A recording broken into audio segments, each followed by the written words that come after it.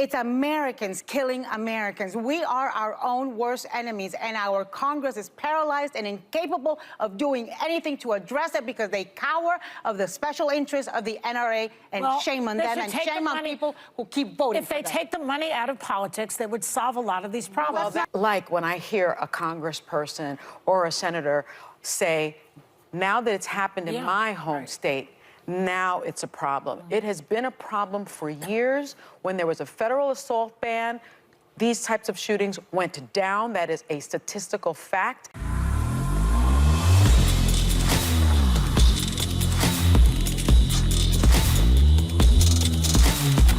This video is brought to you by Birch Gold Group. Listen, Vladimir Putin called the U.S. dollar's drop in dominance objective and irreversible as Brazil, Russia, India, China, and South Africa formally agree to use local currency in trading instead of the U.S. dollar. It's the first shoe to fall. Trust me, ladies and gentlemen. As demand of the dollar weakens, the buying power of the dollar weakens. That's why Birch Gold Group is busier than ever. Investors and savers are looking to harness the power of physical gold held in a tax-sheltered IRA. You can too.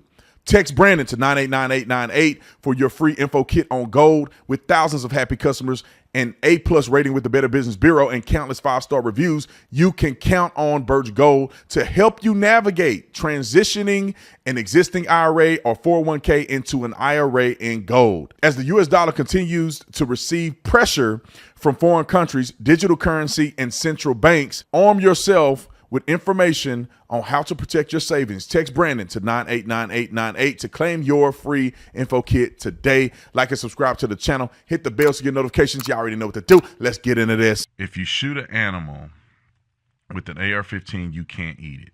Sarah didn't get a chance to weigh in on the topic of what happened in Maine and AR-15s. Yeah, I would love to see an assault weapons ban. Like President Reagan, I don't believe they're a sport or hunting instrument. It's like shooting fish in a bucket, but that's my But take. also, if you shoot with an AR-15, let's say you shoot a deer, you can't eat it. Right, because you basically demolish In addition to that, but the hunt is about an actual difficult process, not massacring bodies of any kind. But my point is, I'd love to see that. Let me say, I'm just going to do a quick Google search. If I shoot a deer with an AR-15, can I eat it? Let's see what a simple search will say. The standard 5.56 NATO AR-15 round is illegal in most states for deer hunting because it mangles at best in the, let's see, it's marginal at best in the hands of an average shooter. It will definitely do the job with proper bullets and a skilled shooter, but it considers it insufficient for most. It doesn't do enough damage. Now, I can't read, but I'm finna read it again so we can be on the same page. And this is a Google search. The first thing that pop up, it says the standard 5.56 NATO AR-15 round, that's the 5.56 223 round, is illegal in most states for deer hunting because it's marginal at best in the hands of an average shooter. It will definitely do the job with proper bullets and a skilled shooter, but I consider it, what this quote says, I consider it insufficient for most. It doesn't do enough damage. So this person is saying that the AR-15 5.56 round is very difficult with unskilled shooters. I don't know the reason why. Maybe because it's heavier. I don't know. I don't know the reason why that would be the case. But it says that it doesn't do enough damage. But what I do know is that Dummy McDum could have just did a Google search and realized that it's probably not sufficient to say if you shoot an animal with an AR-15 that you can't eat the meat on the animal.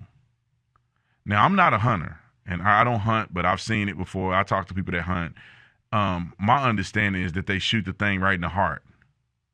They don't shoot it in the head. They shoot it in the heart, and it kills the animal. And you don't eat the heart or the lungs or the intestines or anything like that. There's certain sections of the animal that you will eat, and bullets don't touch that part of the animal. So when you shoot the animal, you shoot the heart, it kills the animal. Then you go and you gut it and you dress it or whatever. And then you take it back, you take certain parts off of it, take it to a butcher, and you eat the parts of the animal that are delicious. You don't eat the part that you shoot, unless they think that when you're hunting the animal, you got to, shoot 30 rounds into the animal to kill it. That's probably what these mindless women are saying. They think that you have to gun the animal down. They probably think that you got to do a drive-by shooting on a deer. That's probably what they think. All right, let's play another mindless idiot, Sonny Hostin. Play clip 10. I think the tremendous disconnect between Republicans in America and Republicans in Washington is the NRA. The Republicans in Washington are bought and paid for by special interests, by gun manufacturers, and that's who they are responding to, and that's who they are representing, not their constituents. It should not take for there to be a mass gun tragedy in your district for you to change your mind. Yeah. It shouldn't take for you to lose somebody in your family for you to change your mind, because I don't know how anybody in America right now feels safe. Yesterday I was watching the news on this, and it is so striking to see news anchors in Israel and in the Middle East covering what's happening there. In those countries, in Ukraine, in Israel, in Gaza, it's extremist terrorists killing people. It's foreign foes killing people. It's Americans killing Americans. We are our own worst enemies, and our Congress is paralyzed and incapable of doing anything to address it because they cower of the special interests of the NRA, and shame on them, and shame on people who keep voting for them. If they take the money out of politics, they would solve a lot of these problems. But nobody ever wants to do it. The Supreme Court changed that, right? Yeah. The Supreme Court changed that. The thing that I don't understand is real leadership is forward thinking. You don't need to have it just have happened in your hometown of Lewistown to know that guns are a problem. And I don't like when I hear a congressperson or a senator say, now that it's happened in my home state, now it's a problem. It has been a problem for years. When there was a federal assault ban, these types of shootings went down. That is a statistical fact. And I don't understand. I know you quoted a lot of things about Republicans wanting background checks and mental health checks and that. Why don't Republicans just support a federal assault ban the way it was supported before, because the way Reagan supported manufacturer, it? We're going to take a break, and then we come back. You'll see what. Yeah, I wanna jump to another subject. There was a gentleman that disagreed with me. Let me finish his statement because he hung up. But there's a gentleman that disagreed with me that every American should own a gun. I think virtually every American should own a gun. And when I say virtually, I'm referring to adults. Now, my 2-year-old shouldn't have a gun, right? My 2-year-old is an American, but my 2-year-old shouldn't have a gun. My 13-year-old shouldn't have a gun. At least he shouldn't own a gun independent of my supervision. But I take my 13-year-old, before he was 13, ever since he was like 8, I would take him to go shooting, teach him about gun safety, because if the stuff hit the fan, I can put an AR in my son's hand and he'll take care of business. If it hit the fan, my son is equipped to do that. And I taught him how to handle a firearm. I taught him how to be safe. And I'll say this, and I want to caution all the parents. Most kids that shoot themselves or have gun accidents are children whose parents never exposed them to firearms.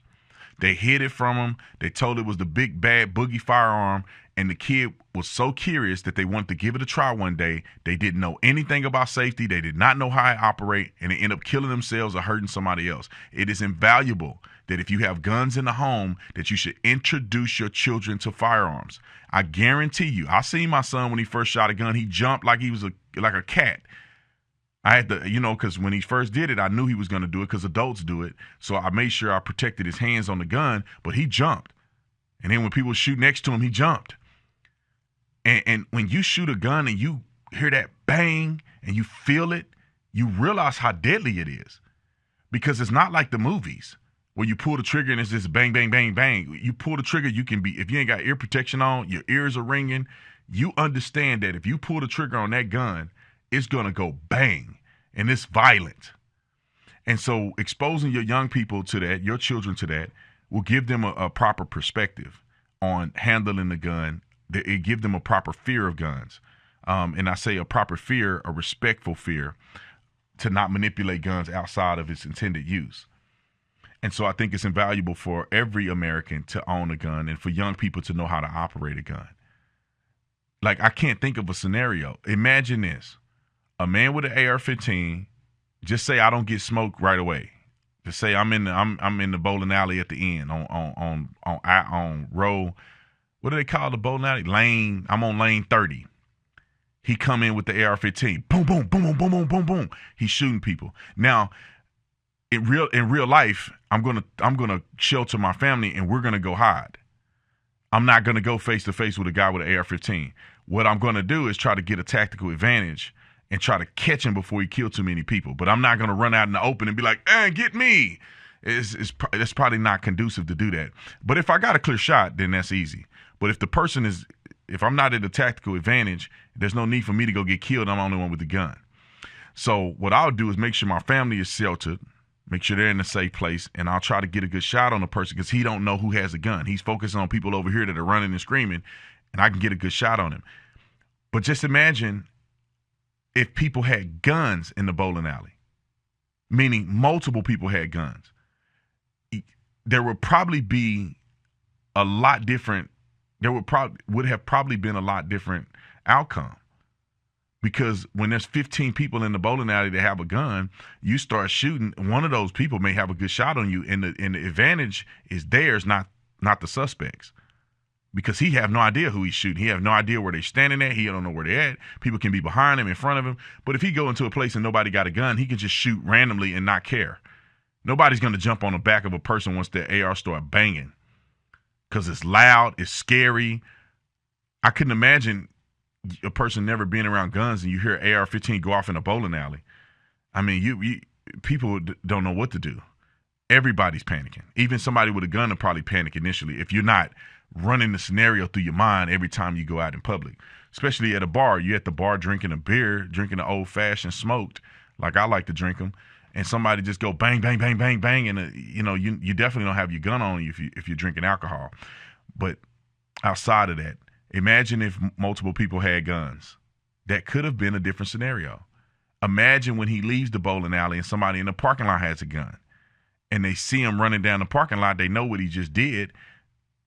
I would probably follow him personally. I have my gun. I'll try to loosely follow him to see where he go, and if I can catch him slipping, I'll shoot him. I'd like do a little drive-by shooting. He probably wouldn't be focusing on me, and I'll try to do a drive-by shooting on him and kill him as he's trying to escape. But regardless of that, I think people should have a gun because it's necessary to protect your family. What a coward you are if you're a man that can't protect his own family. And it's also there for a tyrannical government and even an invasion by terrorists. Just imagine how crazy it'll be being an Australian and somebody flying in a parachute in your country shooting your people. They have no chance. We have a chance. Hold the phone. I'll be back after the break.